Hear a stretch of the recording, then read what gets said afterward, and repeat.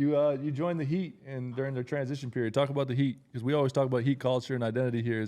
Was it different than the other stops, or I mean, obviously every stop's different, but we always like to talk about the Heat stuff here. Yeah, the Heat organization was perfect for me, right? Because first of all, I'm back home. Mm-hmm. Like I'm back in Florida.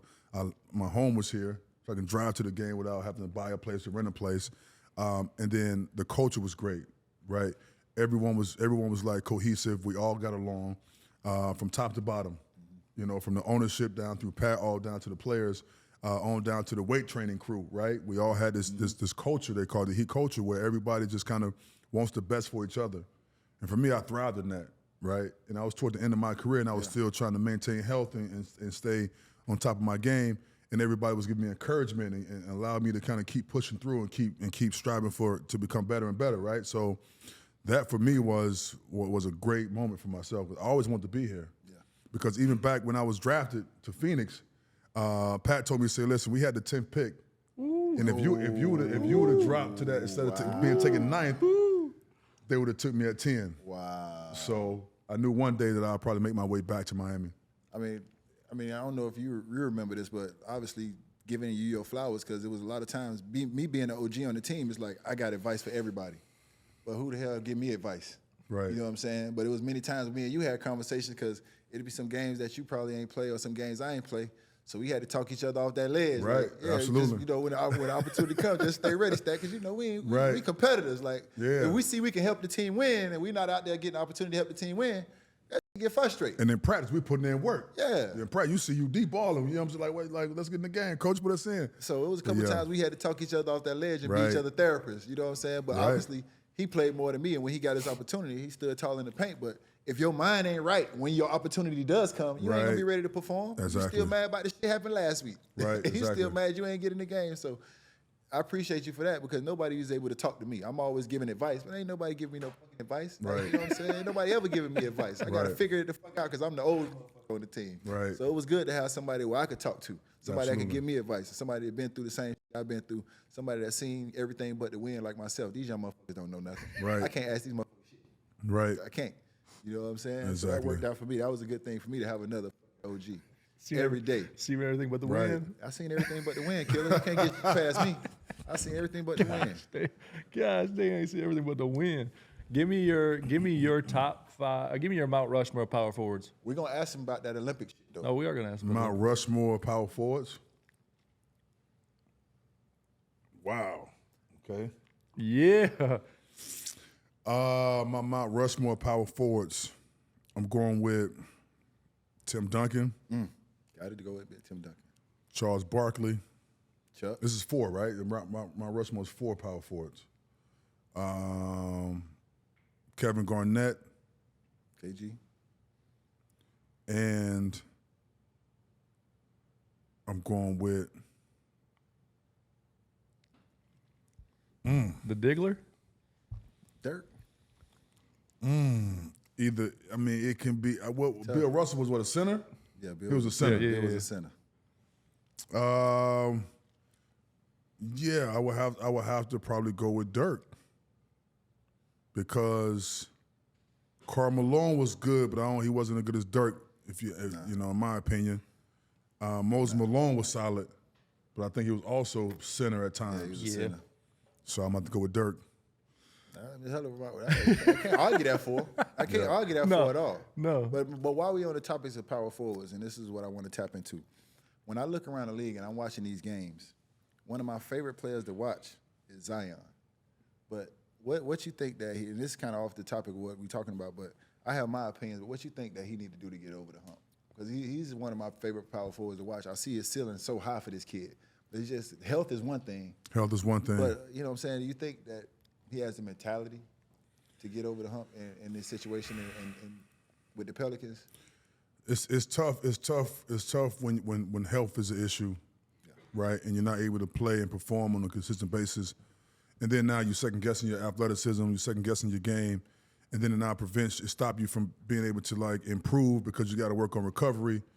And I think for Zion, if he work on like his perimeter skills, right, he get a lot of points in the paint. Yes, he does. And that's based off athleticism. Yes, he does. But as you get older and time kick in, You got to be able to shoot the rock, make decisions off the dribble. Yes. So I think just kind of improving his game on the perimeter side, and then also keeping it aggressive in the paint flow will be helpful for him. So not just being athletic. Well, yeah. You can't depend on that all the time. And what he's saying is like people understand how grueling that is on your body.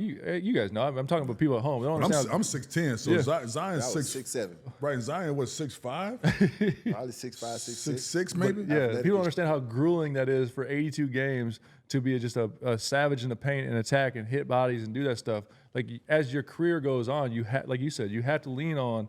It's like Bron. Bron's becoming a 3-point shooter, man. Right. Like you have to lean on something else. Absolutely. Yeah, my thing is just, does he have the mentality? Yeah. Because That's a one good thing question. is, That's a very good nobody question. gonna change your situation. No doubt. Nobody gonna get you in shape but yourself. Right, exactly. So does he have the mentality is my question, because all the physical shit is there.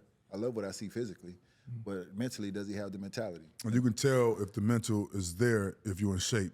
Yes. When you see somebody in shape, you're like, yeah, he ready. Oh, yeah. If he out of shape, you're like, yeah, Yeah. you know. I agree 1,000%. Yeah. You doing all summer. Right, exactly. You know what I'm saying? Exactly. I used to take a month off, bro, if that, 3 weeks, maybe a month. And we back at it. And I'm grinding. Right. It's on. Right. I'm hitting that treadmill, running outside, like Right, I'm back exactly. in the grind. This is a lifestyle when you get to this level. It is. And the earlier you can get your mindset around that, what y'all are talking about, the longer your career is going to be, because It's a lifestyle. when it's bro. over, it's over. Exactly right. It's a lifestyle. Touch on man. that USA, UD. You want to talk about Yeah, USA? man. What the hell happened, Stat? I got the bronze, didn't I? We got the bronze. What We the got hell happened? Larry Brown.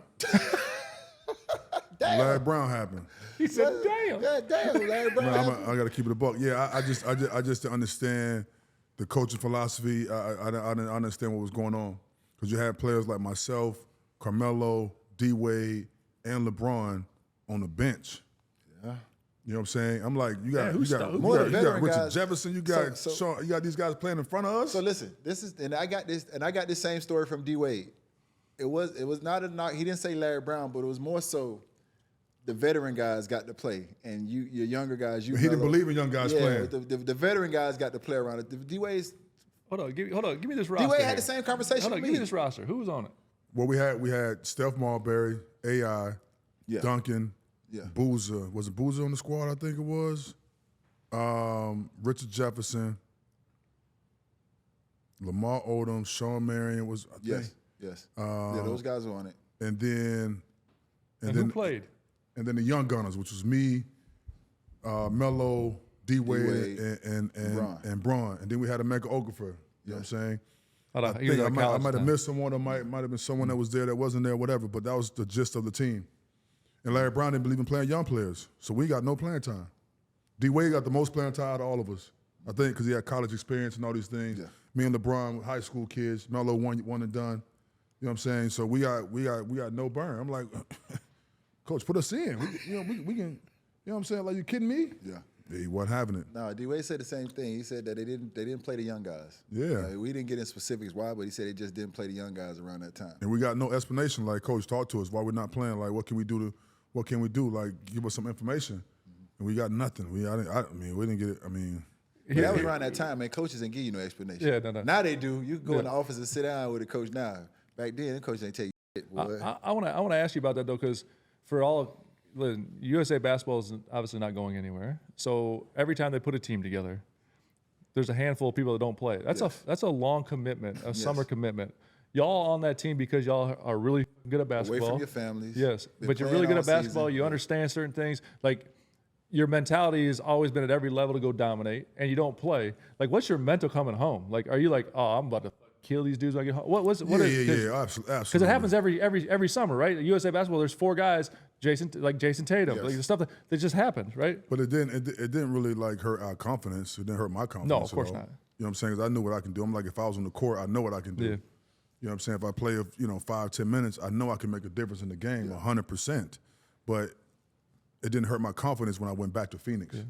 And I took that motivation of staying in shape during the Olympics, and I just stayed in shape the whole summer, and then took that, being in top shape from the summer right into the season, and I got off to a great start. Yeah, I honestly, I look at both sides of it because I saw what Steve Kerr went through, and I understand that in a perfect world you want to play everybody, but you can't. and you got to try to figure out how to play the best guys that's going to mesh together. It's not about the best individual guys. It's about the guys that's going to mesh together the best, the 5 guys that you could put on the court that's going to play together the best.